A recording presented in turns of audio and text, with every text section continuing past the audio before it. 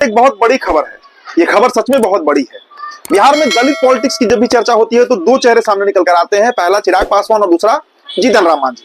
फिलहाल दोनों के दोनों एनडीए का हिस्सा है और इसलिए भारतीय जनता पार्टी ये दम भरती है कि इस बार एनडीए 200 पार कर जाएगी। मतलब जो आगामी विधानसभा चुनाव है 2025 का 243 सीटों पर, इसमें 200 का आंकड़ा एनडीए पार करेगी। नीतीश कुमार भी दम भरते हैं।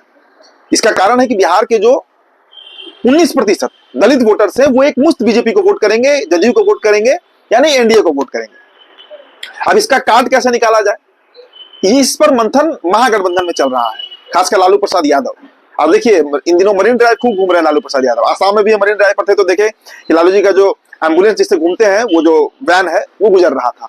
लेकिन इसका ये मतलब नहीं है कि लालू प्रसाद यादव जो है वो रणनीति नहीं बना रहे हैं। देखिए एक बहुत बड़ी खबर, जैसे मैंने बताया, मायावती को तो आप जानते होंगे, उत्तर प्रदेश की पूर्व मुख्यमंत्री रही है, बड़ी नेत्री रही है दलितों की यूपी में।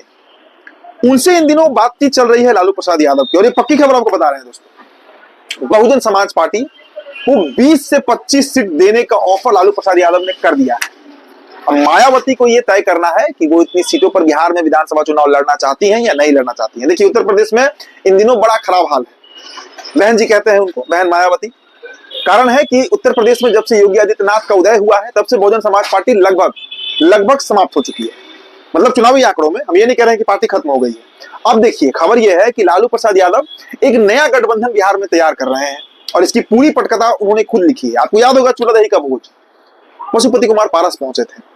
अब आपको लग रहा होगा कि पारस जी की एंट्री कहां से हो गई इस स्टोरी में।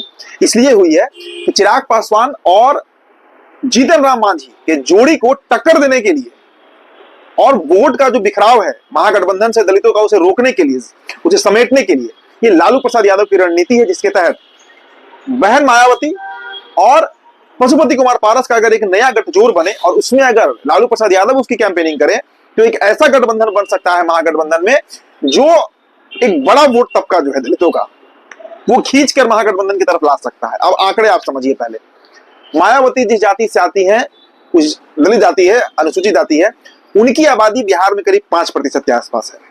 इसके अलावा जो पासवान है उनकी आबादी बिहार में 5% से कुछ अधिक है, जो जाति जनगणना में आंकड़े आए हैं। तो अगर ये दो वोट बैंक देखिए, हालांकि अनुसूचित जाति बिहार में कुल 21 है, 21, लेकिन उनकी प्रतिशत 19 है। तो अगर उसमें से 10% सिर्फ दो जातियों का है, पासवान यानी दुसाध और चमार का, अगर ये दोनों को साधने में लालू प्रसाद यादव सफल रहे और इन्हीं दोनों को साधने के लिए पशुपति कुमार पारस और मायावती को एक साथ एक मंच पर लाने का एक पूरा प्लान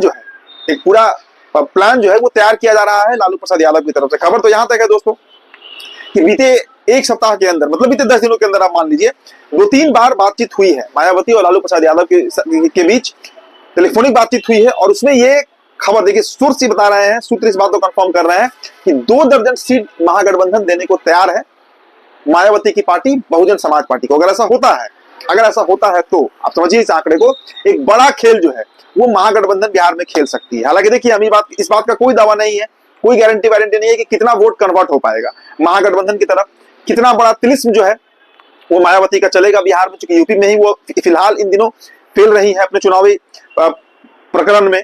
लेकिन पशुपति कुमार पारस कितना असर डालेंगे, चूंकि देखिए एक बड़ा तबका वो भी है जो चिराग को पसंद नहीं करता है। बीते 2-4-6 महीनों के अंदर में कई तरह के इस तरह की खबर भी आई है, तो इसको लेकर भी एक नाराजगी दलित समाज में है। और उसके लिए, उस जगह को भरने के लिए जो एक गैप है, वैसे दलित वोटर्स का जो एक नेता तलाश रही है, हो सकता है कि उस गैप में, उस ब्लैंक स्पेस में मायावती और पशुपति कुमार पारस सेट हो जाए। तो देखिए लालू प्रसाद यादव की यह रणनीति है जिस पर महागठबंधन काम कर रही है। हो सकता है कि बहुत जल्द इसका ऐलान भी हो जाए। और पशुपति कुमार पारस तो हिस्सा बन ही चुके हैं महागठबंधन के, इसमें कहीं कोई दो राय नहीं है। एक सम्मानजनक सीट पर वो चुनाव लड़ेंगे भी, उनको भी 10-15 सीटें मिल सकती हैं। लेकिन सबसे अधिक उम्मीद इन दिनों महागठबंधन के जो नेता है वो मायावती से लगाए हुए हैं, क्योंकि अगर वो आती है महागठबंधन में तो इसमें कहीं दो राय नहीं है कि एनडीए को टक्कर देने के लिए, लड़ाई में बने रहने के लिए दलित चेहरों की, दलित लीडर्स की महागठबंधन में बहुत जरूरत है। तो देखिए क्या होता है दोस्तों आने वाले दिनों में। लेकिन एक पूरी रणनीति लालू प्रसाद यादव जो है वो बना रहे हैं, बुन रहे हैं, रच रहे हैं। अब इसमें कितने सफल होते हैं ये तो 2025 का विधानसभा चुनाव परिणाम बताएगा। तो फिलहाल दोस्तों इस रिपोर्ट में इतना ही। बहुत बहुत शुक्रिया। खुशखबरी न्यू सोनी अलंकार नव वर्ष में आपके लिए लाया है एक से बढ़कर एक सोने और चांदी के सुंदर आभूषण। हाजीपुर मरई रोड स्थित संस्कृत महाविद्यालय के सामने स्थित न्यू सोनी अलंकार अपने शुद्धता के लिए मशहूर प्रतिष्ठान है। कम समय में इस प्रतिष्ठान ने ग्राहकों के बीच अपनी एक अलग छाप छोड़ी है।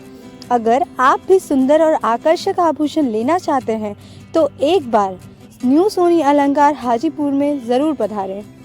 स्थान न्यू सोनी अलंकार, मरई रोड, संस्कृत महाविद्यालय के सामने। अभी संपर्क करने के लिए कॉल करें दिए गए नंबर पर 7991160973। धन्यवाद।